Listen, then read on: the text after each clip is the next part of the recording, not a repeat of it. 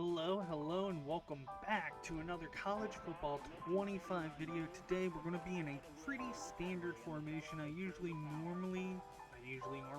normally use this formation early on in a game, but then I adapt to what my opponent is doing, and that formation is going to be 3-4 overstack formation.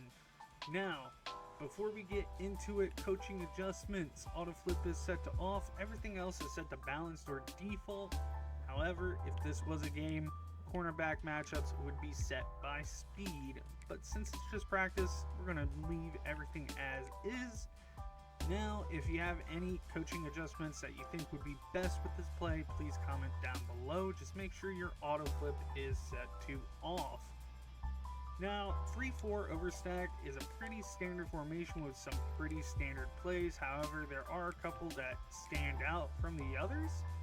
And the play we're going to be going over is OLB Fireman. Now, what you're going to do is you are going to pinch your defensive line. You are going to slant them to the left. All right.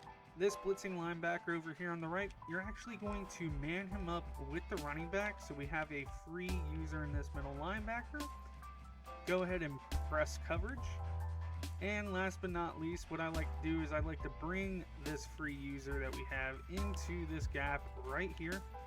Again, not sure if it works in College Football 25, not sure if it works in Madden 25, but we are going to be holding left trigger.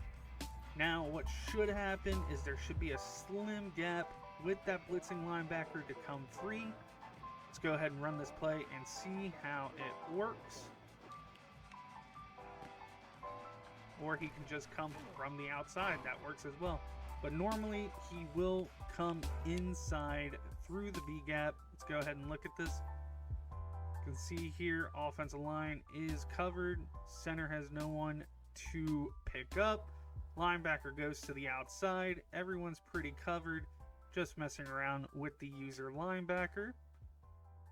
But as you can see, he could have came through the A gap. Normally, that B gap will be wide open for the linebacker, but he comes from the outside and gets the sack, which is what we wanted all this time.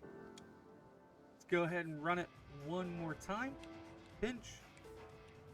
Slant them left, man up with the running back, press coverage, bring the linebacker down into the gap, hold LT, and that right there is what I am talking about. The B gap is normally wide open, linebacker hits it hard, and we get another sack. If he doesn't go through the B gap, he comes around to the outside. You get the sack no matter what.